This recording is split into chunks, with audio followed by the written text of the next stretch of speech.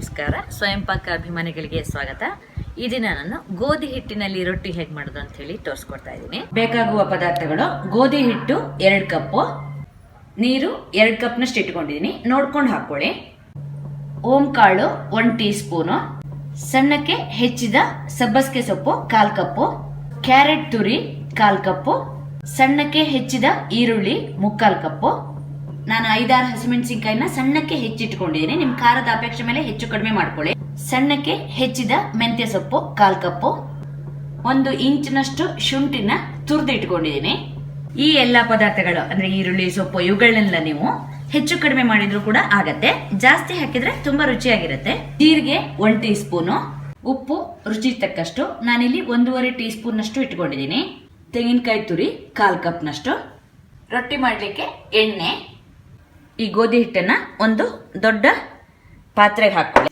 ಜೀರಿಗೆ, ಉಪ್ಪು, ಓಂಕಾಳು ಒಂದ್ಸಲ ಕಲ್ಸ್ಕೊಳ್ಳಿ. ಈರುಳ್ಳಿ, ಹಸಿಮೆಣಸಿನ್ಕಾಯಿ, ಮೆಂತ್ಯ ಸೊಪ್ಪು, ಸಬ್ಬಸಿಗೆ ಸೊಪ್ಪು, ತೆಂಗಿನಕಾಯಿ ತುರಿ, ಕ್ಯಾರೆಟು, ಶುಂಠಿ ಎಲ್ಲ ಹಾಕ್ಬಿಟ್ಟು ಒಂದ್ಸಲ ಇದನ್ನ ಕಲ್ಸ್ಕೊಳ್ಳಿ. ನೀರು ಹಾಕ್ತೆ ಕಲ್ಸ್ಕೊಳ್ಳಿ. ನೀರನ್ನ ಸ್ವಲ್ಪ ಬಿಸಿ ಮಾಡ್ಕೊಳ್ಳಿ.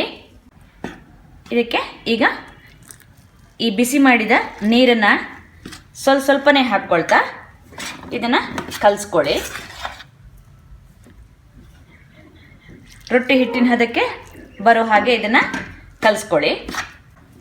ನೋಡಿ, ಈ ಥರ ನಿಮಗೆ ರೊಟ್ಟಿ ಹಿಟ್ಟಿನ ಹದಕ್ಕೆ ನಿಮಗೆ ಈ ಹಿಟ್ಟಿರಬೇಕು. ಅಂದರೆ ನಿಮಗೆ ರೊಟ್ಟಿ ತಟ್ಟಬೇಕಾದ್ರೆ ಅನುಕೂಲ ಆಗುವಷ್ಟು ನೀರಿನಂಶ ಇದರಲ್ಲಿರಬೇಕು. ನಾನೀಗ ಇದಕ್ಕೆ 2 ಕಪ್ನಷ್ಟು ನೀರು ಹಾಕಿದ್ದೀನಿ. ಹಳೆಲೆ ಮೇಲೆ ರೊಟ್ಟಿ ಮಾಡೋದಾದ್ರೆ ಅದನ್ನ ಸ್ವಲ್ಪ ಹೀಗೆ ಕಾಯಿಸ್ಕೊಳ್ಳಿ. ಯಾಕಂದ್ರೆ ಅದು ಮೆತ್ತಗಾಗತ್ತೆ, ನಿಮಗೆ ರೊಟ್ಟಿ ಮಾಡೋದಕ್ಕೂ ಅನುಕೂಲ ಆಗತ್ತೆ. ಕಾವಲಿಗೆ ಸ್ವಲ್ಪ ಎಣ್ಣೆ ಹಚ್ಚಿಬಿಟ್ಟು ಕಾಯ್ಲಿಕ್ಕಿಡಿ. ಸ್ವಲ್ಪ ಎಣ್ಣೆನ ಈ ಬಾಳೆಲೆಗೆ ಹಚ್ಕೊಳ್ಳಿ. ನೀವು ಹೋಳಿಗೆ ಪೇಪರ್ ಮೇಲೂ ಕೂಡ ಇದನ್ನ ಮಾಡ್ಬೋದು.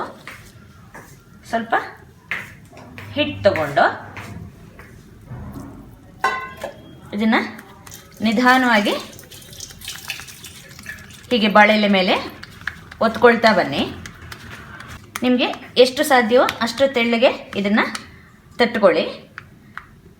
ಒಂದು 5 ಹೋಲ್ ಮಾಡಿಬಿಟ್ಟು ಈಗ ಕಾವಲಿ ಕಾದಿದೆ, ಕಾವಲಿ ಮೇಲೆ ಹಾಕಿ ನಿಧಾನಕ್ಕೆ ಇದನ್ನ ಬಿಡಿಸ್ಕೊಳ್ತಾ ಬನ್ನಿ.